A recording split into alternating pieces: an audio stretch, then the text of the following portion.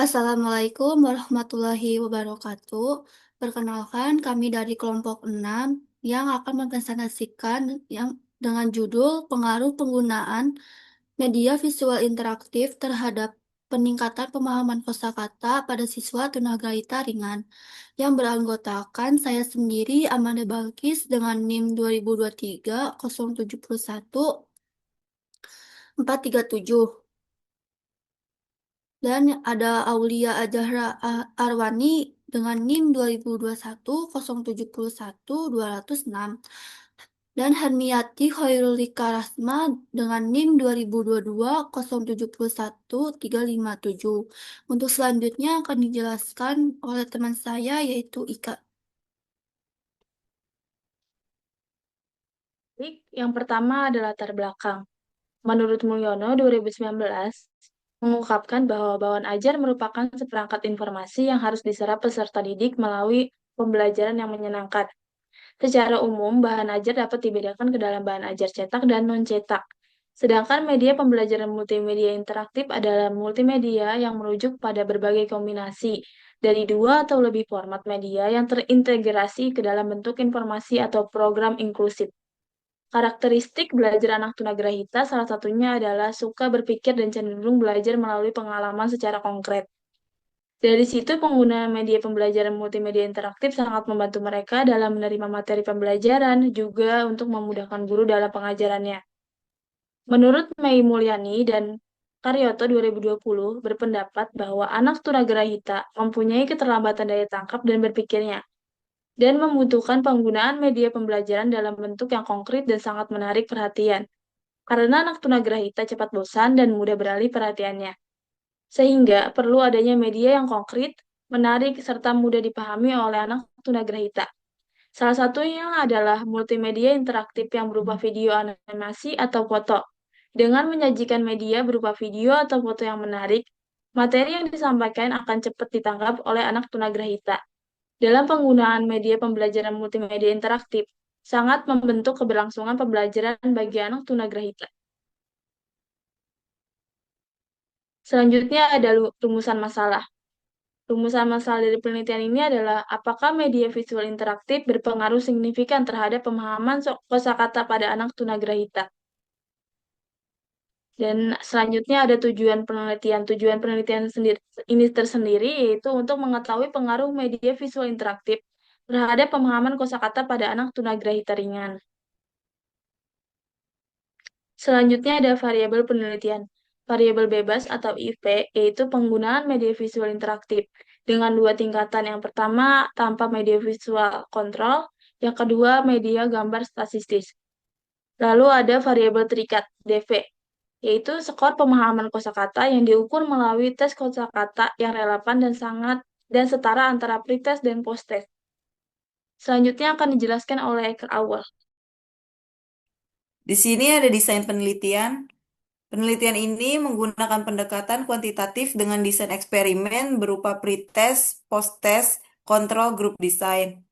Dalam desain ini, partisipan dibagi secara acak ke dalam dua kelompok perlakuan yang masing-masing menerima bentuk intervensi yang berbeda sesuai dengan tingkatan variabel bebas.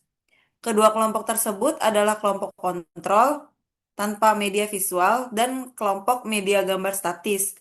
Setiap kelompok diberikan pretest sebelum intervensi untuk mengukur pemahaman awal terhadap kosakata. Kemudian diberikan post-test setelah seluruh sesi pembelajaran selesai. Desain ini untuk mengukur efektivitas masing-masing metode pembelajaran secara komparatif dan mengamati perubahan skor yang terjadi pada setiap kelompok. Hasil penelitian akan dianalisis secara statistik untuk mengetahui perbedaan signifikan antara ketiga kelompok dalam hal peningkatan pemahaman kosakata.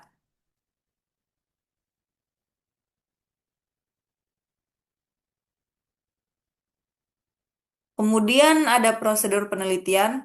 Penelitian dimulai dengan pemilihan subjek, yaitu siswa tunagrita ringan yang berusia antara 9 hingga 12 tahun dan bersekolah di jenjang sekolah luar biasa. Sebanyak 20 siswa yang memenuhi kriteria inklusi direkrut dan kemudian dibagi secara acak ke dalam dua kelompok dengan masing-masing kelompok 10 orang. Selanjutnya, Semua kelompok diberikan pretest berupa tes pemahaman kosakata yang terdiri dari soal-soal menjodohkan gambar dengan kata, pilihan ganda, atau isian sederhana untuk mengetahui kemampuan awal mereka. Setelah itu, intervensi diberikan selama 2 minggu dengan frekuensi 4 kali per minggu dan setiap sesi berlangsung selama kurang lebih 30 menit. Kelompok pertama, yaitu kelompok kontrol, mendapatkan pembelajaran kosakata menggunakan metode konvensional, yaitu penjelasan verbal dari guru dibantu dengan gambar cetak biasa. Kelompok kedua, media gambar statis, mendapatkan materi kosakata menggunakan media kartu gambar yang menarik tanpa adanya animasi atau interaksi digital. Setelah intervensi selesai, seluruh peserta dibagikan post-test untuk mengukur peningkatan pemahaman kosakata mereka. Data hasil pretest dan posttest kemudian dianalisis menggunakan Pirate Sample Test untuk mengetahui apakah terdapat perbedaan signifikan antara tiga kelompok. Jika hasil ANOVA menunjukkan perbedaan signifikan, maka dilakukan uji lanjutan post-host test untuk mengetahui kelompok mana yang akan mengalami peningkatan paling tinggi.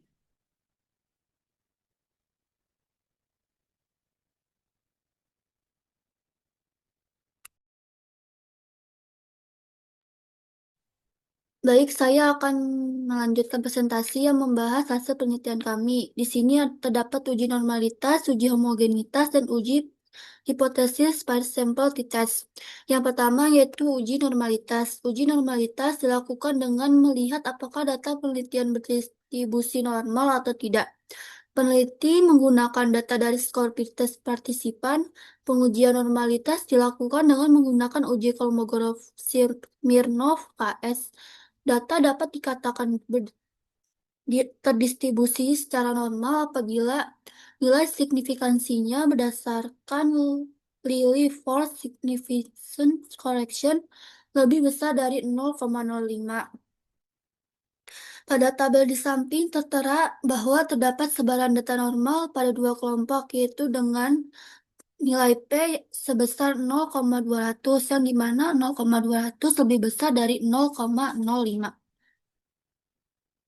Selanjutnya, uji homogenitas. Uji homogenitas dilakukan untuk melihat apakah dua kelompok berasal dari populasi yang sama, atau untuk melihat apakah data dalam penelitian ini adalah homogen. Pengujian homogenitas dilakukan dengan menggunakan uji Levens test.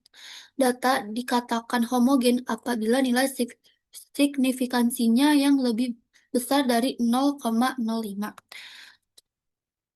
Berdasarkan pada tabel di atas, diketahui nilai signifikansinya sebesar 0,280.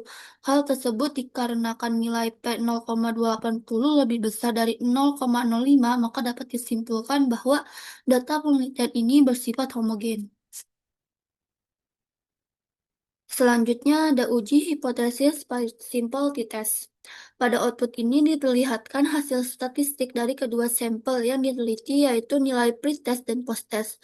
Pada nilai pretest didapatkan min sebesar 5,55, sedangkan untuk nilai posttest diperoleh min sebesar 8,75. Jumlah responden yang digunakan sebagai sampel penelitian adalah 10 orang siswa.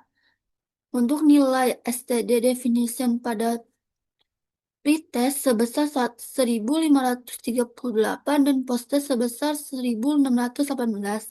Dan terakhir nilai STD error min untuk pretest sebesar 0,344 dan untuk posttest sebesar 0,362.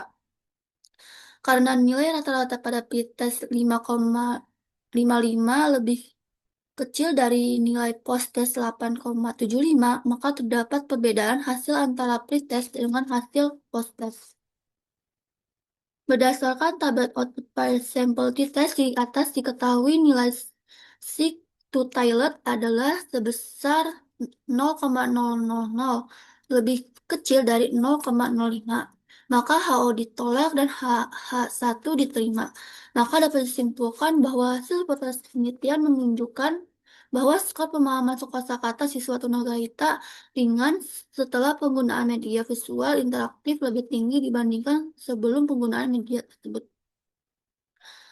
Kesimpulan, berdasarkan hasil perhitungan di atas, maka dapat disimpulkan bahwa terdapat pengaruh antara penggunaan media visual interaktif terhadap pemahaman kosakata pada siswa tunagrahita ringan, dikarenakan hasil SIK menunjukkan menolak HO yang dimana HO yaitu tidak terdapat pengaruh antara penggunaan media visual interaktif terhadap pemahaman kosakata pada siswa tunagrahita ringan dan sampel yang digunakan oleh peneliti kurang dari 30 orang, di mana menurut Alwi diperlukan sampel minimal sebanyak 30 orang pada setiap kelompok dalam penelitian eksperimen.